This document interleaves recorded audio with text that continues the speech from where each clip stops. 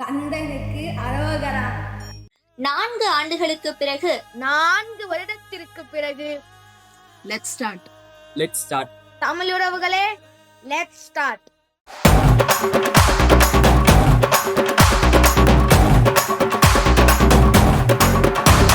உனக்குள்ள என்ன இருக்குன்னு தேடு. அதுக்கு நாங்க உதவி பண்றோம். தான் குடும்பம், தன்னை சுத்தி இருக்கிறவங்க, அவங்களுக்கு பண்றதை தாண்டி இந்த சொசைட்டிக்கு நம்ம ஏதாவது பண்ணணும்ன்ற ஒரு எண்ணம் நமக்குள்ள வந்துட்டாலே நம்ம அவங்க எல்லாம் மிஞ்சின ஒரு ஆளாதான் இந்த இறைவன் நம்மள பாப்பாருன்னு நான் நினைக்கிறேன். அகரம் தொடங்கி சிகரம் தொட்ட தமிழ் அரங்கெங்கும் நிறையட்டும்.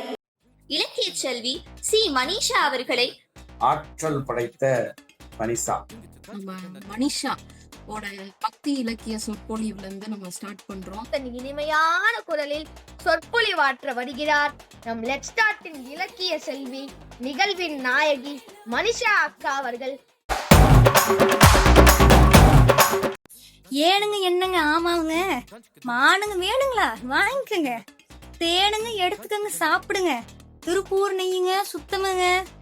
ஏனுங்க எழுதிங்கடா, உட்காருங்க, ஏவையா பாயசம் எடுத்து போடு. செய்யுளா இருந்தது. கொங்கு தமிழ்ல அவர் சொன்ன விதம் ரொம்ப நான் ரசிச்சு பார்த்துட்டு இருந்தேன். அது எல்லாத்தையும் நேரம் வடக்கால போய் ஒரு 2 காலம் தூரம் போனேன்னா ஒரு மரபு, அங்கிருந்து கிழக்கால திரும்பி ஒரு 3 கால தூரம் போனேன்னா 2 பனைமரம் முங்குற அளவுக்கு ஒரு ஆறு வரும். அதை தாண்டி பொழுது சாயறதுக்குள்ள போனேன்னா அண்ணாத்து பார்த்தா மல்லாக்க விழுகிற அளவுக்கு ஒரு மலை வரும். கொஞ்சம் இருங்க, தண்ணி குடிச்சுக்கிறேன். அந்த மலை உச்சியில பளிர்னு ஒரு கோயில் இருக்கு தம்பி, அங்க போய்க்க அப்படின்னு வழி சொல்றார். அக்காவின் பேச்சில் நயம் இருந்தது. கேட்பதற்கு எளிதாக, இனிமையாக, தித்திப்பாக இருந்தது.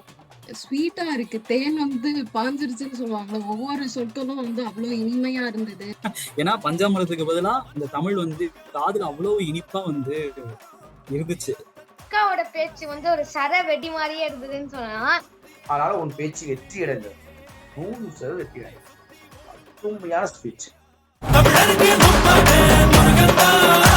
4 ஆண்டுகள் இடைவேளை கடந்து மீண்டும் புது பொலிவோடு, அதே சீற்றத்தோடு, அதே வேகத்தோடு, அதே தன்னம்பிக்கையோடு வீறுநடை போடுவதற்காக மீண்டு வந்திருக்கிறது நம்முடைய லெட்ஸ் ஸ்டார்ட் குழுமம்.